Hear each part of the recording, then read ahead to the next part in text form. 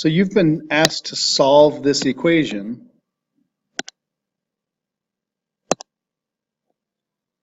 and you've been given one solution.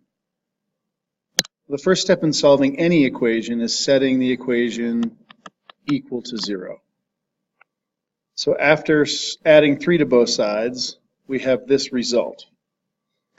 But also we know that x minus 3, x equals negative 3 is a solution. That means x plus 3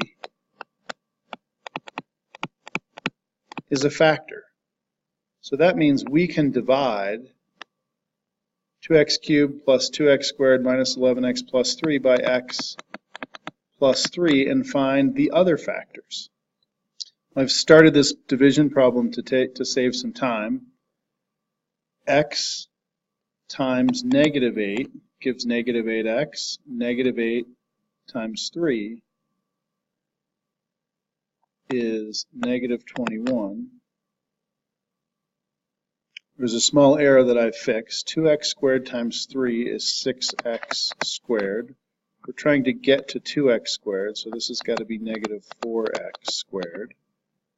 Negative 4x completes this factor. Negative 4 times 3 is negative 12x.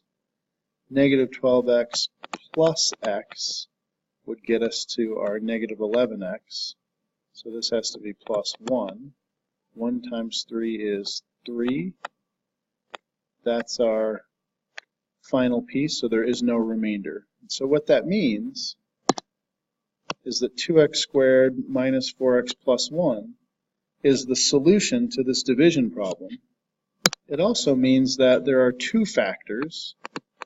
X plus 3 is multiplied by 2x squared minus 4x plus 1, and that's what equals 2x cubed plus 2x squared minus 11x plus 3 equals 0.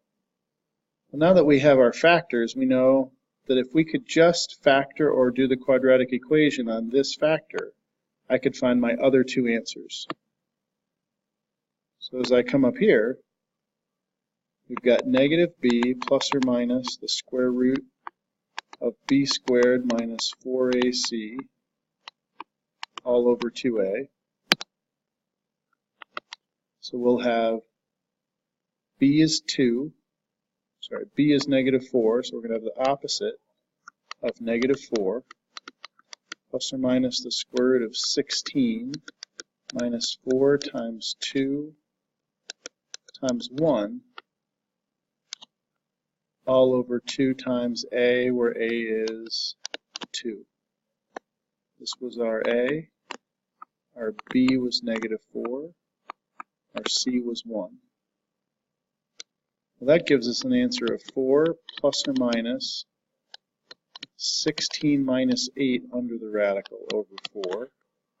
That's 4 plus or minus the square root of 8 over 4, which is 4 plus or minus 2 radical 2 over 4.